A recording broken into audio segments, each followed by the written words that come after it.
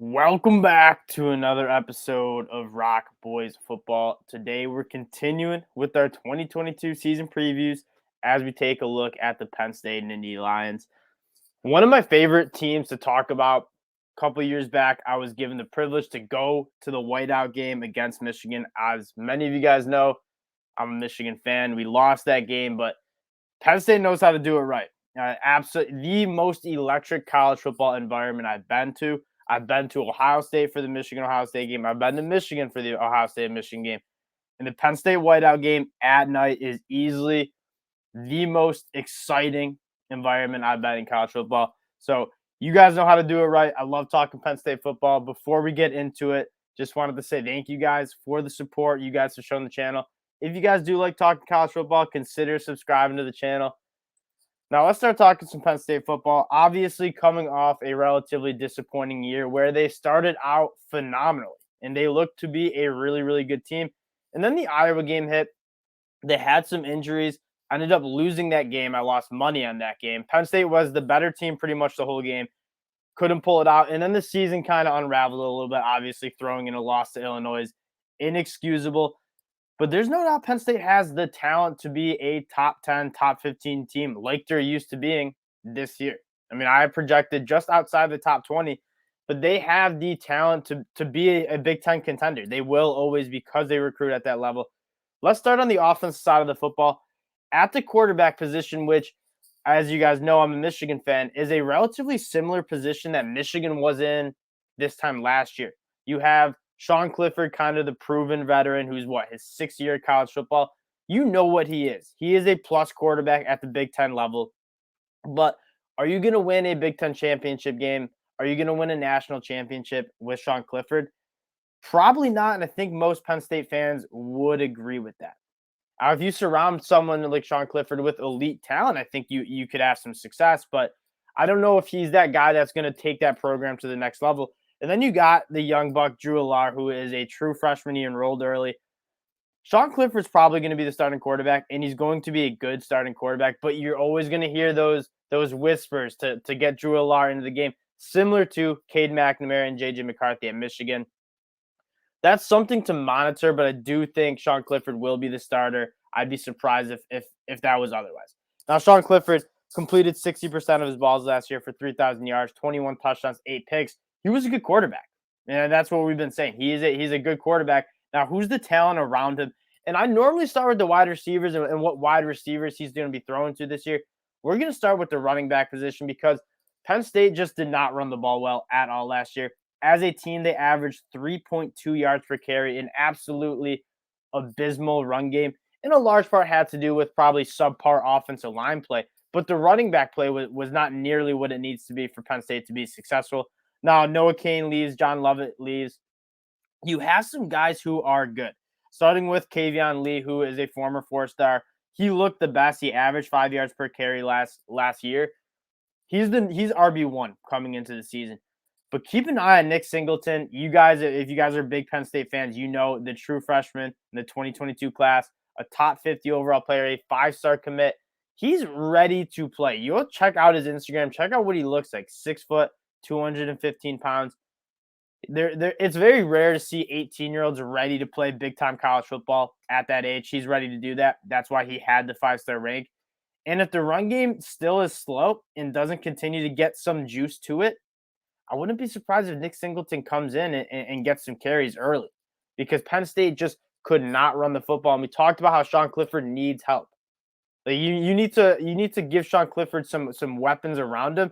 What's a quarterback's best friend? It's a run game, a strong run game, and they just didn't have it last year. And having plays where you're 2nd and 8, 3rd and 7 because you can't run the football on 1st and 2nd down is not what Sean Clifford's wheelhouse is. And so establishing that run game is going to be vital. Now we can take a look at that offensive line because it wasn't all on the running backs. The offensive line definitely was not playing their part. You lose a guy like Rasheed Walker, who in my 2022 NFL draft scouting, he was good in the run game. Problem is, not many other people were. You have guys coming in. I think Juice Scruggs at that center position is going to be kind of an all Big Ten guy. But then largely it's big question marks. Caden Wallace will slot in probably somewhere at that tackle spot, one of the tackle spots. You got Fashanu Olu, Landon Tengwell, who was a former top 50 recruit in the 2021 class. It's not necessarily bad that you're getting some new faces in on that offensive line because it just wasn't good last year. Obviously, Rasheed Walker, losing him hurts because he was good, but everyone else probably wasn't playing up to a Penn State level, which they expect on that offensive line. Now, we'll finally get to the wide receiver position, which also has some question marks, but they're also pretty darn good. You lose Jahan Dotson, who was one of my favorite wide receivers in the class. Obviously, a little undersized, but he was just electric. In that Penn State offense that ranked outside of the top 100th in explosive offenses, they found their explosive plays to Jahan Dotson. He was kind of, that offense ran through him, especially to find those explosive plays. Who's going to step up? It's going to be Parker Washington. Parker Washington, similar skill set to Jahan Dotson, but he's a little bit thicker. He's good after the catch. I think Parker Washington will work himself into a kind of a day 2 NFL draft pick because I like a lot of his game. We just did our wide receiver scouting videos. He didn't crack my top 5 wide receivers in the 2023 class, but he was right up there because he is a really, really good player. And then you get a guy that just keep your eye on, Mitchell Tinsley. He's coming off a 1,400-yard season at Western Kentucky, obviously with that air raid offense with Bailey Zappi. He can play. The production speaks for himself. He will play a part. And then you get a guy like Keandre Lambert-Smith, who is a proven guy at the Big Ten level, 500 yards.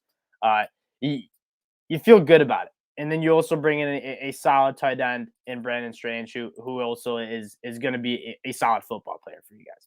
So the offensive side of the ball, yes, it loses some guys like Jahan Dotson, but I do think it will be better. And I think a lot of it has to do with how well can they hit those explosive plays? Can they run the football better? You run the football better, it'll open some more lanes up in the passing. And that's kind of the recipe I think Penn State will have to have some success on the offense side of the football. Now, taking a look at the defense side of the football, yes, they lose some guys, but this defense was absolutely awesome last year. 6th in the country in scoring defense. They forced turnovers. They got in the backfield to force negative plays. They pretty much did everything you would have asked a Big Ten defense to do. They were awesome. Starting at the defensive line, well, actually, starting with the coordinator, Brent Fry. He's been very, very good for years at Penn State. He's obviously off to Virginia Tech. But you bring in Manny Diaz, who, had a bad stint at Miami as their head coach, but he is a damn good defense coordinator. That's where he thrives.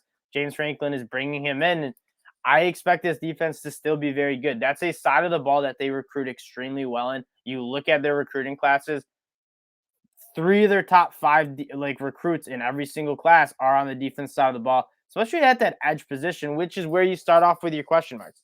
Losing a guy like Arnold Ebiketie, who I absolutely loved. Arnold Ebiketie's film was absolutely awesome in 2022. You lose him. Who's coming in? You have a bunch of guys.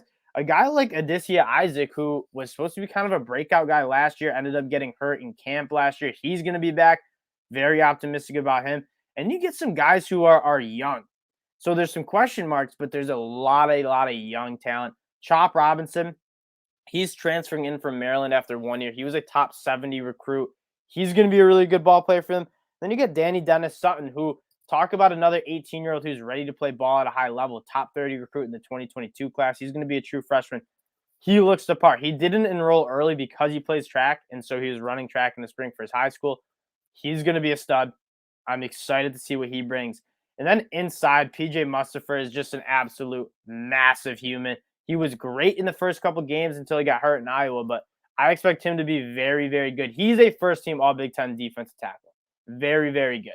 And so I think that defensive line will be good. You just got to look for one of those young guys to kind of step up and play some good football. At the linebacker spot, this is probably where you have the most question marks. You lose a guy like Ellis Brooks, who had 100 tackles, Brandon Smith, who had 81 tackles. Brandon Smith being a guy that I just wish that he stayed one more year. Because he if you were to build a linebacker in a laboratory, it'd be Brandon Smith. But he just didn't play that good at football. He just looked a little bit like slow recognizing plays. He wasn't that physical. I wish he stayed another year, but he's gone to the NFL. That's probably where you have your biggest question marks. You have a guy like Curtis Jacobs, he's going to be a stud. Watching Brandon Smith, I saw a lot of Curtis Jacobs. He's going to be a really, really good football player for Penn State. But at that Mike linebacker spot, who's going to step up? You got a little of a position battle between Tyler Alston and Kobe King. you got to trust Manny Diaz and James Franklin. Whoever wins that job is going to be a good linebacker. But you're going to have an easy job because that defensive line, especially a guy like PJ Mustafer, he's going to be keeping a lot of guards and centers off of the linebackers, keeping them clean and letting them play some good football. And so I think the linebacker spot will be good. And then the secondary, you lose a guy like Jaquan Brisker, who, again, I liked a lot of these Penn State defensive prospects. He was another guy that had a first-round grade on probably the all-around best safety outside of Kyle Hamilton in the class. Maybe physically a little limited, but Jaquan Brisker was absolutely awesome last year.